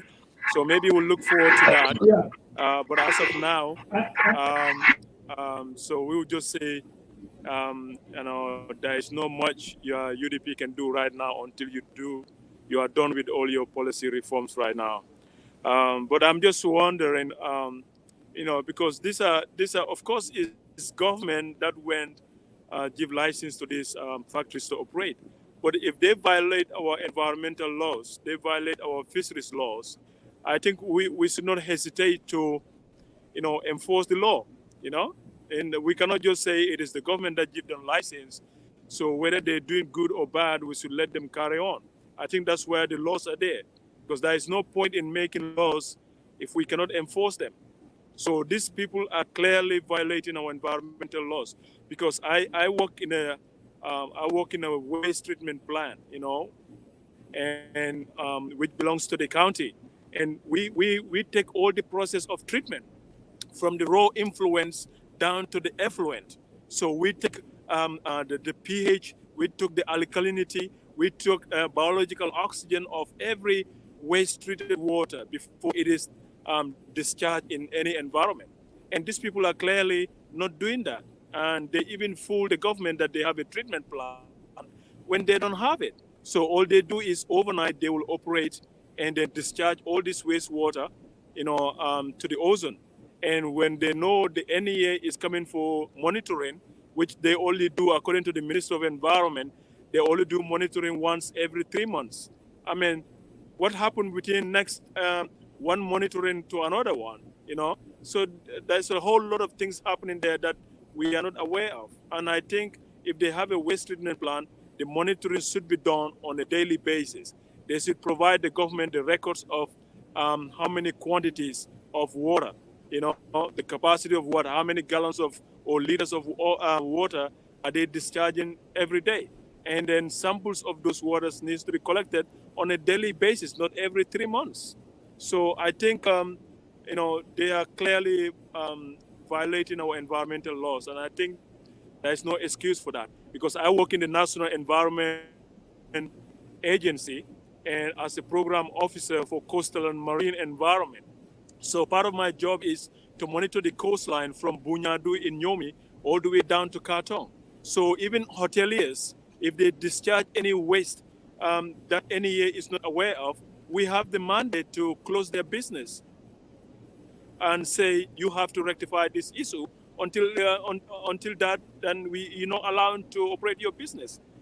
So I don't see why the Chinese are going working free, from those kind of violations, when the Minister of Environment and both the fisheries are seeing those evidences out there, under their eyes.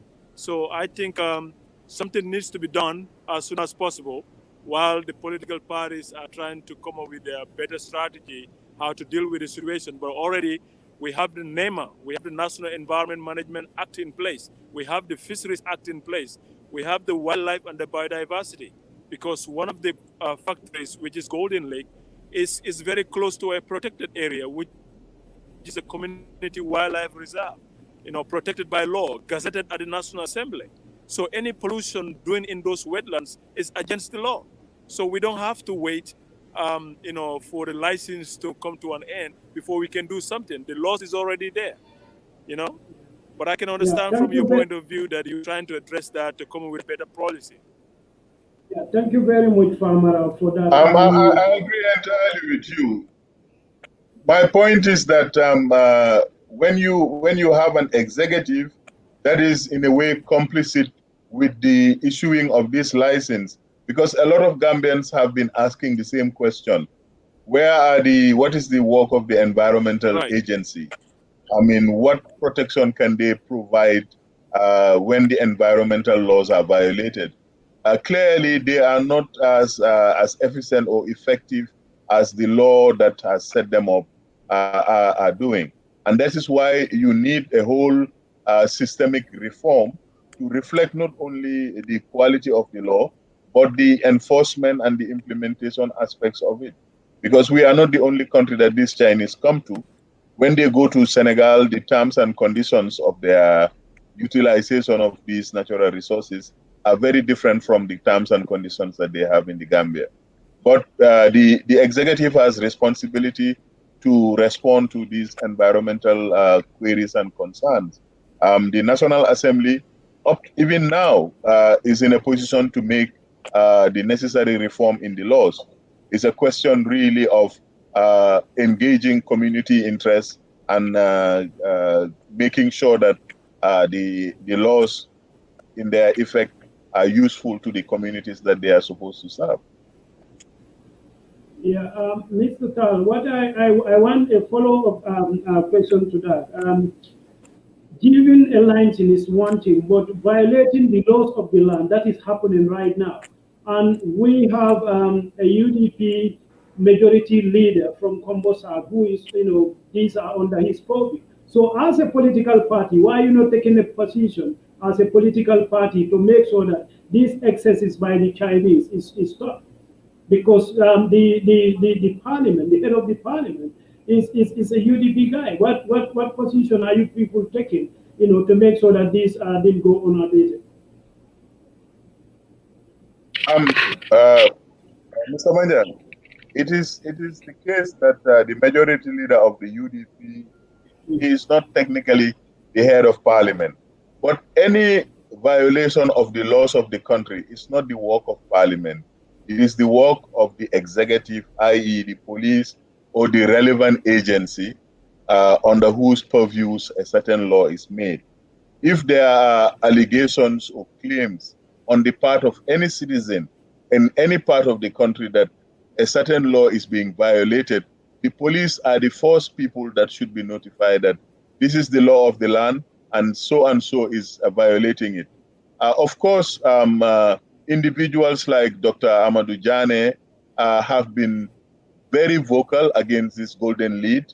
I know a lot of individuals in their own capacity have come out to condemn the work of golden lead and all this black sand mining going in that side of the West Coast region. As a political party, like I said again, we are very careful not to become like activists. If you are hoping to get government, you have to rely on the laws of the land.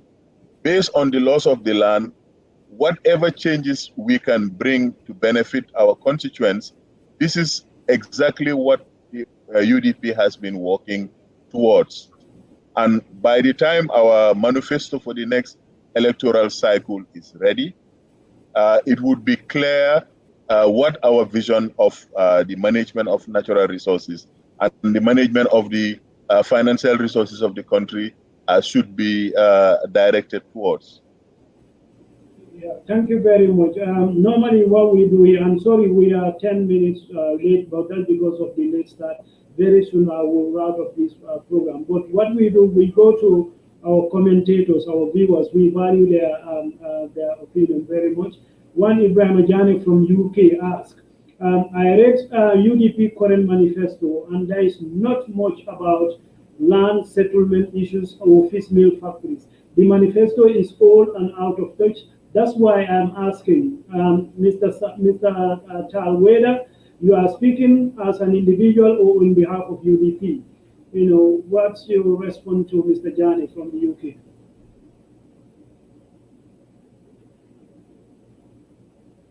You're unmuted. Your microphone is mute. Mr. Taal, your microphone is Yes, mute. I'm sorry about that. Okay, no problem. The UDP manifesto for 2016 has really most of its focus on democratic rights. Very little on the economy, maybe somewhat on taxation. It certainly did not talk about law reform or land tenure changes. For all these reasons, since our Congress in 2018, a strategy and policy committee has been set up, and work is going on at the moment on a new blueprint for the kind of development that UDP will usher in should it be elected into government. So the 2016 manifesto is not valid beyond 2016. In any case, in 2016, we had a coalition government, and there were a lot of reforms that were expected to be part and parcel of this 2016 to 2021. Unfortunately, we are no longer in the executive part of the government, but our commitment to changing the architecture of governance is very advanced. We are on a daily, weekly basis discussing what are the most urgent areas of intervention should we go to the electorate and try to solve or try to answer their most pressing challenges. This is the work that is going on. And I expect that by January, or at least this year, we are also going to Congress. All of this would be adopted by the whole membership of the United Democratic Party. So thank you very much for that. I believe our viewers are really looking forward to that manifesto, because as far as I'm concerned, on personal level, and also most Kombonkers, land and environment, is very on top of our agenda. So Dr. Lamine Conteh, your 20 seconds, then I have Dave. Then I'll give opportunity to Mr. Taal. Anything he wants to say to Gambians, you have that free hand, when we close this program. And once again, we apologize. We are running a little bit late because we have a slow start. Thank you, Mr. Conteh, Dr. Conteh. Well, if I can just encourage Mr. Almamy Taal to go back to UDP executive and express Dave Manneh's concern, because we in Kombo will not be taken for granted. You said that you had your last Congress in 2018. Up till today, you have not formulated any manifesto.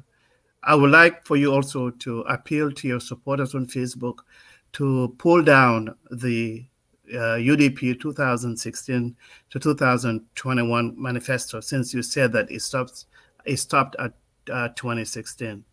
I also want to disclose something here, because we heard about the environment. My first cousin actually is a beneficiary of the Golden Lead. I took a position that family members did not like, but no, I went to school to learn, to be educated, and to reveal the dangers of environmental pollution. So UDP government has not taken it, but Mr. Almamy, I really want to appeal to you. I never thought I would see Mr. Dave Manneh in my own formation, and I want to thank you for being the young Cho, because I was shocked. I say, is that really me talking? But Mr. Almamy, with all jokes aside, let's just be simplistic in our approach, because you came here at your own will, but you represent a political party. So if we have concerns, whether it's nonchalant manner or you're not going to be treated like that, I took offense to when you say Kombonkers are selling land. When you say real estate agents, mostly are from Kombo. I took that as an offense. But again, I wouldn't be who I am if I had not met great Badwunkas when I was going to high school in Banjo. So I want to appeal to you, please, to find it in your heart to meet with the UDP executive and express our concerns. Because if those concerns are not addressed, people like me will campaign against UDP. And I'm betting you 30% of your support base will dwindle. So let's engage each other. This is a very good thing. And I'm very proud of you. I see the Badabunka man laughing because I refuse to fight a Badabunka. Really and truly. So please find it in your heart. Go and meet with the executive and render our concerns. And when you come back, it will be business as usual. I think that's what we should do in politics. Let's coexist. Yeah, thank you. You said 20 seconds, right? Next time we'll talk about the behind. Okay, so again, two more comments. Sorry, I have to read this. Today we are not doing very well with our commentators. We apologize. I mean, can Tal comment that UDP get elected? They will promise to pass laws that will mandate any company to sell certain percentage of all catches in the country for local consumption. This is an issue. Then I'm going to add Lamine there so you can. The problem in central government issue is not a consequence of local government problem. The solution is to avoid accepting. The solution is to avoid accepting donations from foreign nations, which comes with sittings. The destruction of our environment and physics sector is what we are paying for the bridges and roads in URR. The conference center, all political parties will give some of our resources to outsiders to get some of what sort of the order in the name of development partners if we have in. Do you agree with Lamine and also what Ahmed said? I mean, I can only speak from what is current within the UDP. And Dr. Conteh, we know you are a very influential Kombonga, but your brothers and your cousins are also members of the UDP, and they are the ones holding UDP offices. Almost 80 or 90% of all Kombo. We consider Kombo as our stronghold. We believe that anybody who wants to be politically significant in the Gambia must win Kombo.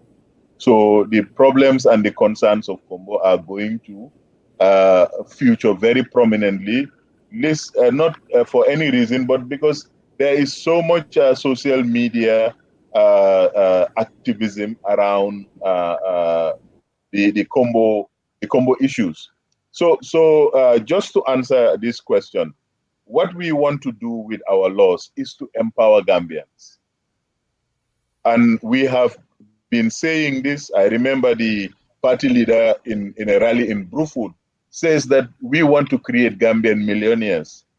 And if you have a capable state that is able to marshal and mobilize the resources to the benefit and empowerment of Gambians, I think most of these challenges that we are talking about, we will start to see a solution towards them. Of course, the developmental trajectory of the Gambia cannot happen without having bilateral supporters or without having bilateral links. This conference center, as far as I know, was from the Chinese state. It's not from a company. So it doesn't mean that if the Chinese come and build a conference center here, we give them our natural resources without any constraint.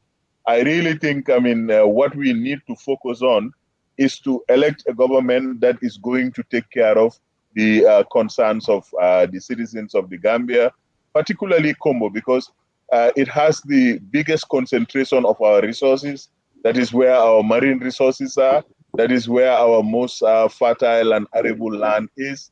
So these are, for us, as a political party, we are thinking about these problems from a sustainability perspective, making sure that the environment, and I'm sure some of you might have seen this, at our last party anniversary, we have pledged to plant 2 million trees in the Gambia so as to recover some of the environmental integrity. All I'm saying is that this is a democratic movement. People have to give and take, and these issues are to be discussed within that context, that this is one Gambia, it's one family, and it is extremely important for all of us to understand that the management of the resources can be a win-win for everybody. And if Gambians are empowered, if Gambian institutions are empowered, I think our transformation as a nation will not be very difficult to achieve. Thank you very much, Mr. Taal. I give you another opportunity to say whatever you want to say to our viewers and also to UDP supporters. There are a lot of them, and also defense seekers. What you want to tell them to so that they can join your party. But before that, I will give a final opportunity to Dave to say have his final say before I wrap up this program. And once again, thanks to our viewers. We really appreciate your time. Yes, thank you so much, Mr. Manjang. Thank you, Dr. Conteh. You've been so kind. Thank you, Mr. Taal. Thank you so much. I was expecting today that UDP will come to us to say, okay, the State Lands Act is very unfair, it's very discriminatory. We're going to look into it. That's exactly what I was expecting today. But I think what I will advise, actually, it's just a suggestion, really humble suggestion, that you go back to UDP and then you try to impress on them that this law, State Lands Act, as it currently stands, is discriminatory to a section of our community. What can we do about it? That's what I was expecting. Yes, I think we got caught up about the meaning of a word, and then that happens sometimes. I think we're not used to each other's way of communicating, and I think that's what about it. But no disrespect was intended. That's not the way we operate anyway. Myself and Mr. Manjang, we're here. This is a broad church. We're trying to have a convivial space for everybody to speak.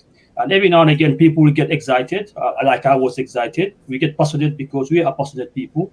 But it's no disrespect towards you or to your party. But what I would say probably for the future, because we would like this conversation to continue, is when you come, you just take position as a UDP person, as a UDP spokesperson, not your own individual person. That way, then it doesn't become like you don't take offense personally. It becomes that somebody is commenting towards your party and you don't take it personally.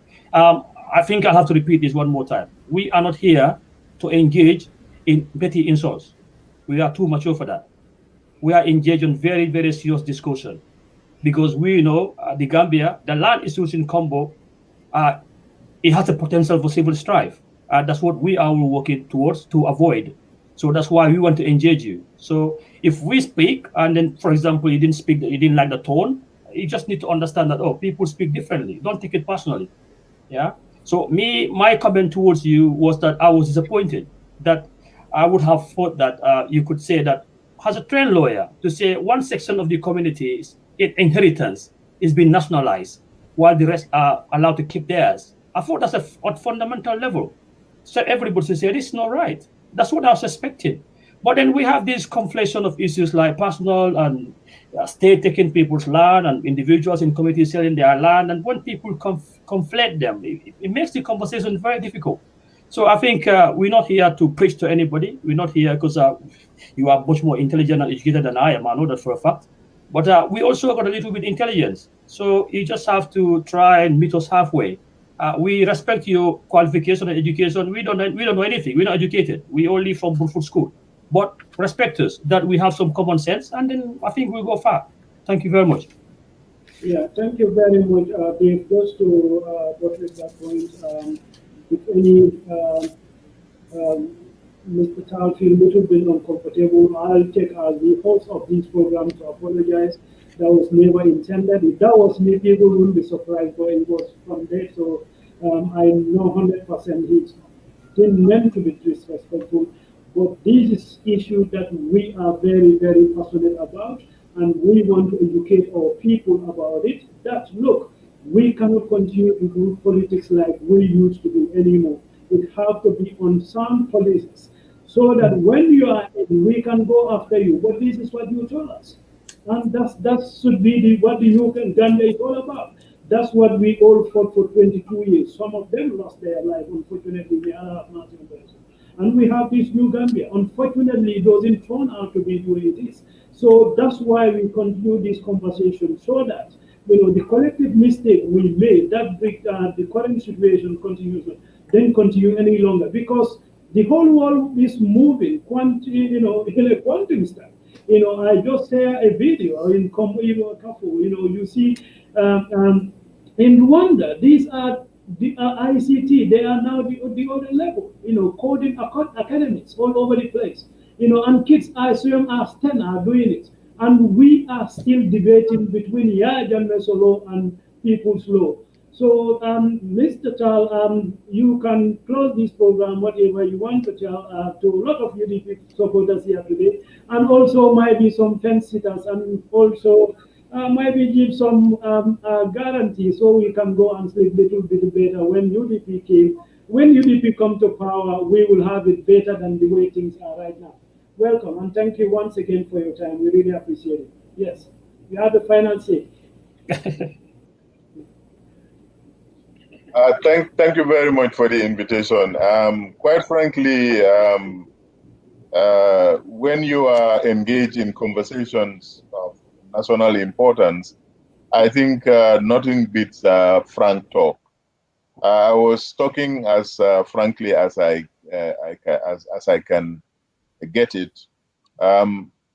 Quite frankly, also in a democracy, we try to build constituencies. We try to be as inclusive as possible. Because when you talk about Kombo, the number of National Assembly members we have there, the number of councillors we have there, the chairmanship, all of these were voted by Kombonkas.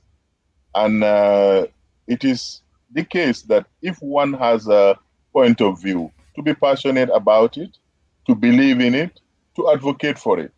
But in a democracy, even your most well thought out, well chosen ideas may not be the same position as the majority. So when we are speaking on behalf of a party, when we are speaking on our own personal behalf or on behalf of our kinsmen or clansmen, we should also be careful that we are in a democratic dispensation, and there are processes that are mandated and sanctioned by law. If you disagree with the law, if you believe the law is discriminatory in its effect, it is fundamental that you engage the lawmakers that have been elected by the majority, and based on that, a consensus can be built around the point that you are advocating for. I think it is a great honor to be associated with such a platform. And I hope that the engagement, as we also get ready for the eventual hostings in 2021, all the information we have, we will share with every Gambian, every region, every community, so as to see exactly what is it that they want Gambia to become. Because we all have a responsibility to build this country together. I thank Dr. Conteh, I thank Mr. Manneh, and yourself, Ahmed and Banka, who had already left us, and Mr. Drammeh also.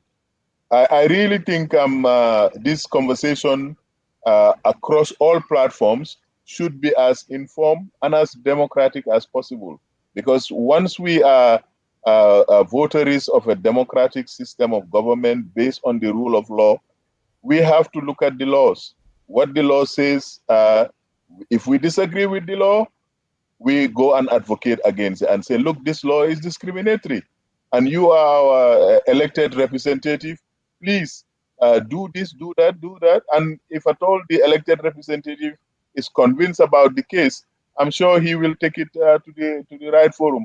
But as a political party, we are in the business of getting the best ideas to come up, getting the best people to help us implement those ideas. And God willing, we will leave our fate in the hands of principally Kombonkas, because they are the majority electorally.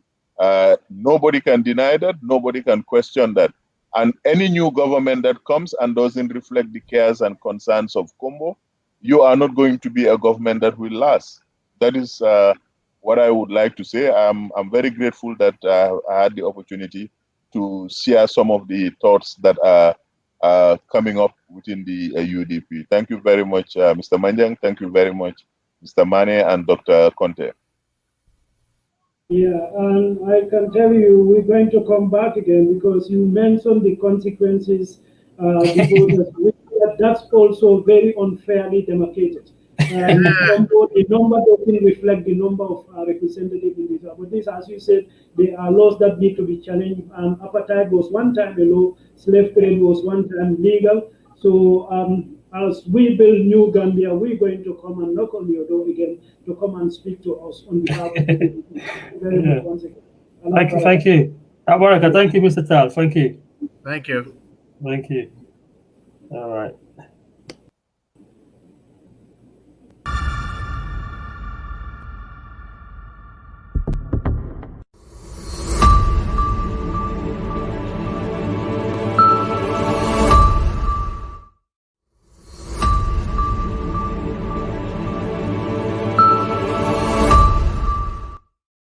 Gambia may be the smallest country in Africa, but it will host the second largest gathering of world leaders in 2022. To successfully host the OIC Summit and put the Gambia on the global stage, the government of the Gambia set up OIC Gambia to mobilize resources for the implementation of key development and infrastructure projects on a scale never seen before. 20 new roads will be constructed across the country, and the Bertel Harding Highway will be expanded into a dual carriage highway of 2 lanes on each side from the airport to Sting Corner. All people in the Gambia deserve clean water and a constant flow of electricity. Therefore, an entirely new water system will be constructed, including new transmission and distribution networks to meet the increasing demand. In order to provide a more reliable supply of electricity, the OIC Gambia project will replace and double the capacity of the NAWEC transformers and overhead electric cables. We will equip the police with modern apparatus and technical training in an effort to keep the streets of the Gambia safe. By building the largest international conference center in the region, a 5-star hotel with state-of-the-art facilities, first-class mobility services, and improving the VVIP experience at the Banjul International Airport, OIC Gambia will position the Gambia as the leading conference destination in West Africa. With our partners in the tourism sector, we will reinforce the preeminent position of our nation, the Smiling Coast, as a go-to destination. The OIC Gambia will create strategic partnerships that calls for the involvement of local talent and businesses as a matter of requirement.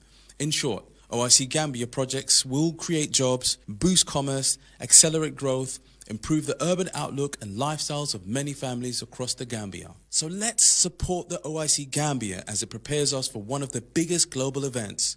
OIC Gambia, building...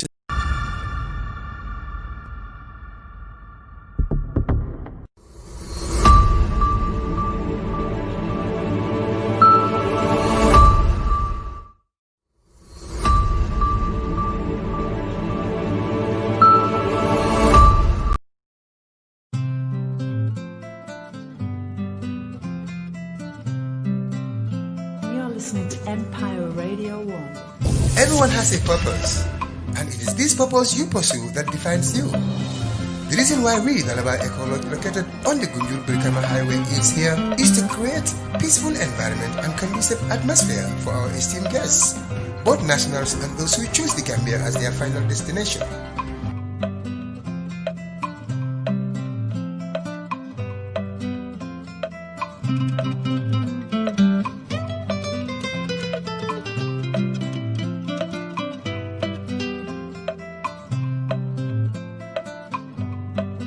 Accommodations are modern standards, well-spaced and well-ventilated seminar and conference rooms. There is no other excellent venue for your birthdays and wedding programs than Dalaba Eco Lodge. So come and experience our affordable luxuries in sustainable environment. Our rooms are inside our gardens filled with sweet-smelling flowers and cozy feelings of nature.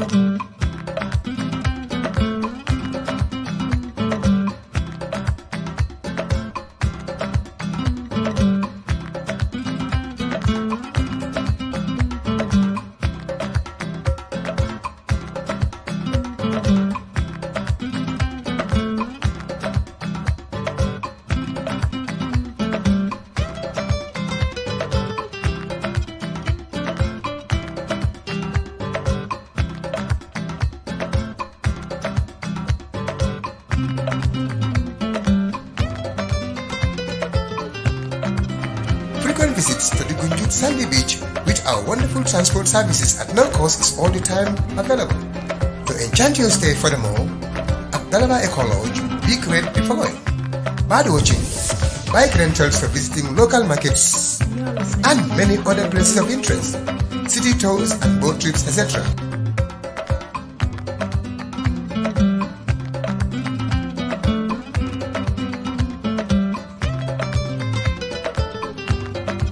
For more details, you can take the digits 00220 360 7043. Email dalabaecolodge78@gmail.com. Facebook Dalaba Eco Lodge Gambia. Book your places now to experience memorable adventures one cannot afford to miss.